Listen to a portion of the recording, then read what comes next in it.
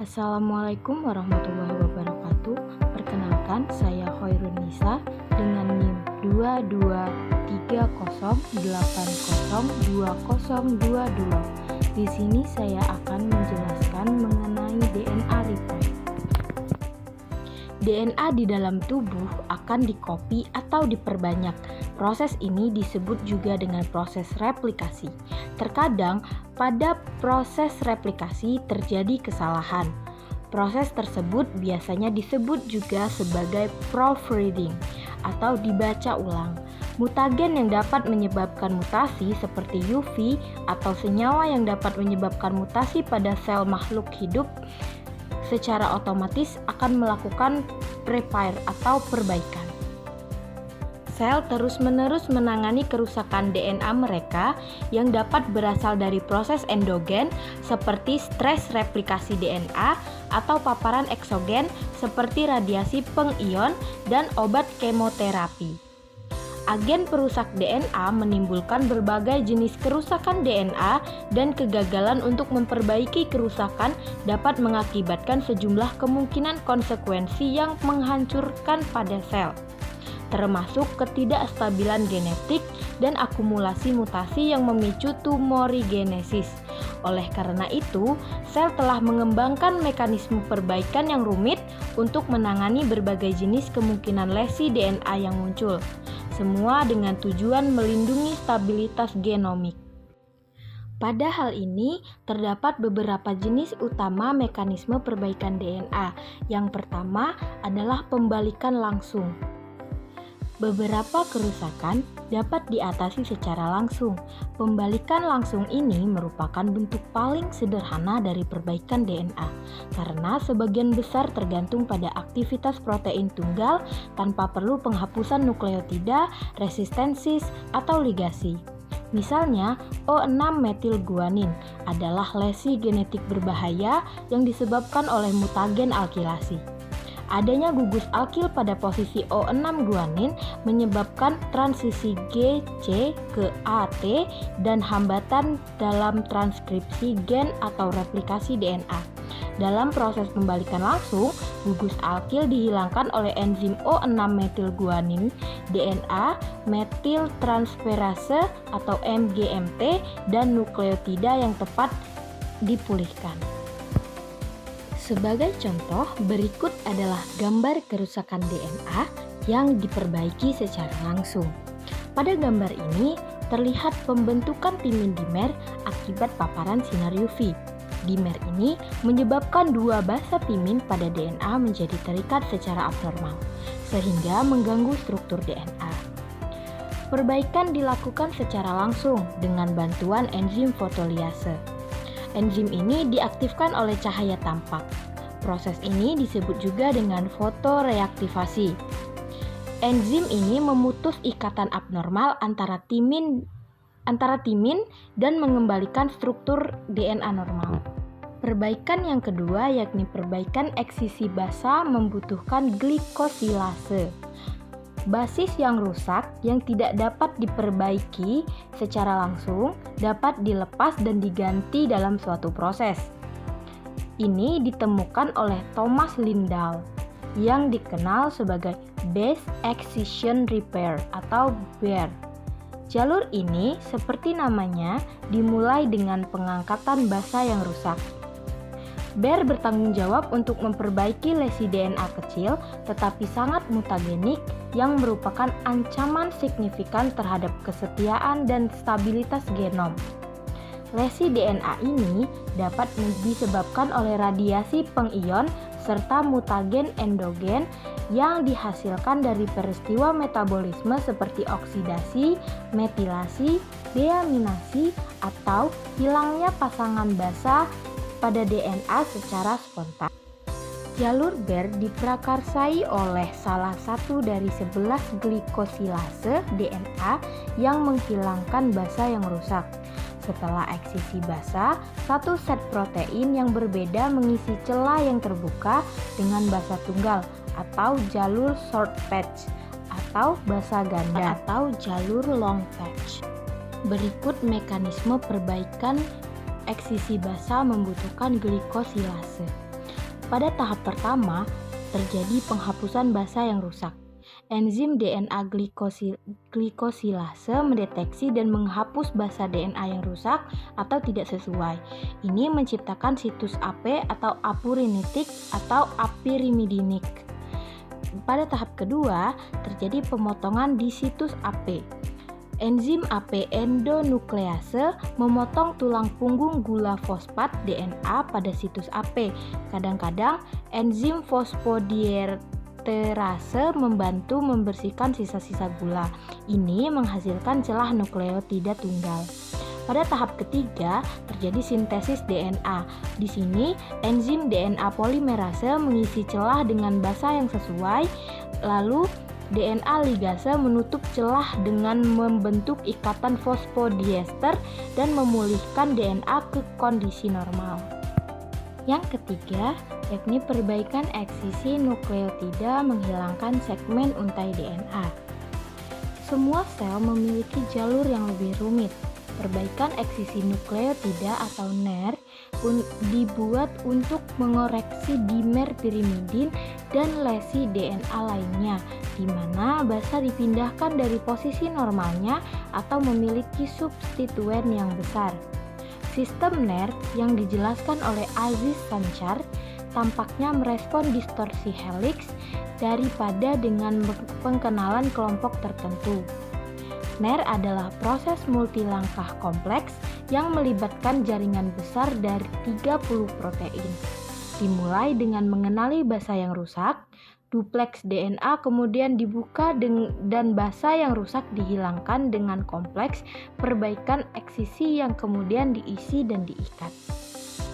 NER mungkin merupakan mekanisme yang paling fleksibel dalam hal keragaman lesi yang dikenali dan diperbaiki. Yang paling signifikan dari lesi ini adalah dimer pirimidin yang diinduksi oleh sinar UV atau dimer pirimidin siklobutana dan 4 fotoproduk dan substrat NER lainnya termasuk dak kimia yang besar. Ikatan silang intrauntai DNA dan beberapa bentuk kerusakan oksidatif. Jenis lesi ini menyebabkan distorsi helix, dupleks DNA, dan modifikasi kimia DNA. Yang keduanya merupakan ciri khas yang dikenali oleh NER. Berikut mekanisme perbaikan yang dilakukan oleh NER. Langkah pertama, NER akan mendeteksi kerusakan. Kerusakan pada DNA seperti akibat UV atau bahan kimia menyebabkan distorsi helix yang dikenali oleh sistem NER. Lalu, NER akan mengeksisi segmen yang rusak. Di sini, protein akan memotong DNA di kedua sisi kerusakan pada titik eksisi.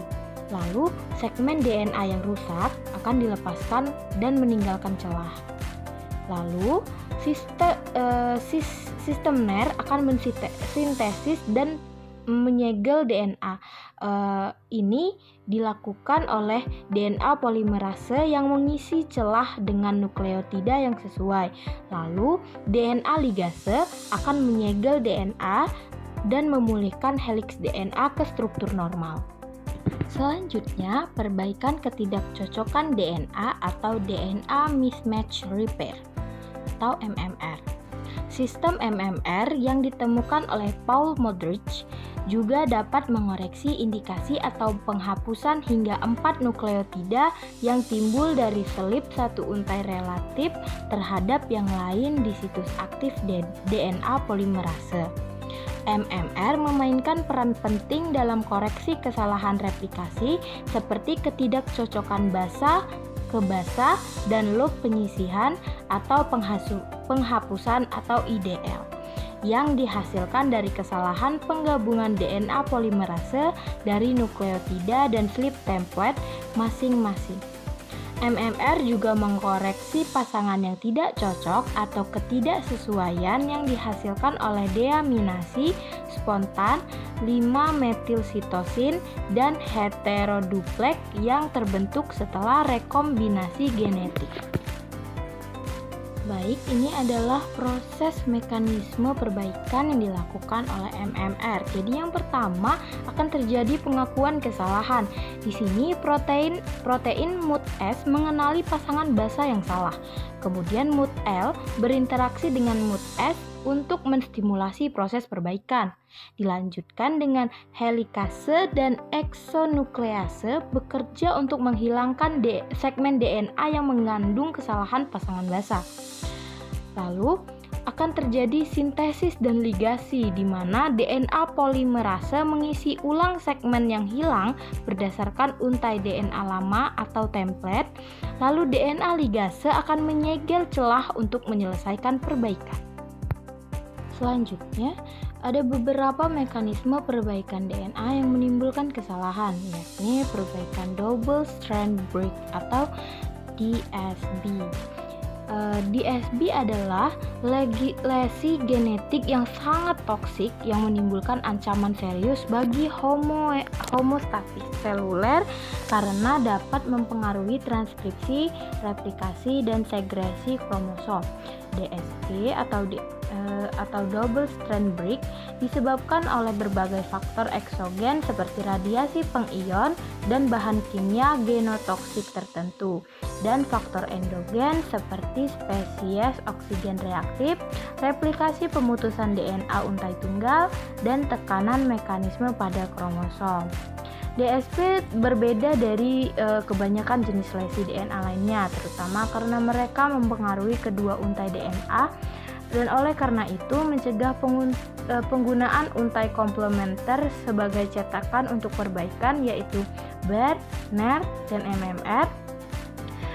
Kegagalan untuk memperbaiki DSB dapat mengakibatkan ketidakstabilan kromosom yang merusak, yang dapat menyebabkan ekspresi gen yang tidak teratur dan peningkatan resiko karsiogenesis. Sel telah mengembangkan dua jalur perbaikan DSB yang berbeda, yakni rekombinasi homolog atau HR dan penggabungan akhir non-homolog NHEJ. Sementara sel dapat memilih untuk menggunakan salah satu dari jalur ini untuk memperbaiki DSB. Rincian pasti mengapa sel memilih satu jalur yang di atas, yang lain masih belum diketahui. Seleksi tampaknya dipengaruhi oleh tahap siklus pada sel saat mengalami kerusakan. HR menjaga stabilitas genom dengan memperbaiki DSB, celah, dan memulai ulang garpu replikasi yang terhenti. Ini adalah jalur yang relatif lambat tetapi bebas kesalahan yang bergantung pada keberadaan sekuens homolog dengan genom sebagai cetakan untuk menggantikan segmen DNA yang rusak. Sedangkan NHEJ tidak memerlukan template DNA atau sistem kromatid untuk perbaikan. Sebaliknya, NHEJ beroperasi dengan memodifikasi ujung bebas DNA yang terletak di kedua sisi pemutusan dengan menggunakan berbagai nuklease sehingga ujung-ujungnya menjadi completable, yaitu 3 aksen hidroksil dan 5 fosfat, diikuti dengan ligasi dengan enzim DNA ligase. NHEJ adalah proses yang relatif cepat tetapi secara intrinsik rawan kesalahan, dan penggunaannya yang berlebihan dapat menyebabkan penataan ulang gen, penghapusan, dan mutasi yang semuanya dapat menyebabkan sel pasca replikasi menjadi lebih rentan terhadap DSB. Berikut adalah proses mekanisme perbaikan pada kerusakan untai ganda atau double strand break DSB. Pada NHEJ tidak membutuhkan template homolog. Langkah-langkahnya yang pertama itu heterodimer atau Ku70 atau Ku80 dan DNA PK mengenali ujung DSB. Lalu ujung DNA diproses untuk kompletabilitas oleh Artemis. Kemudian XRCC4 dan ligase 4 menyegel ujung untuk memperbaiki DNA.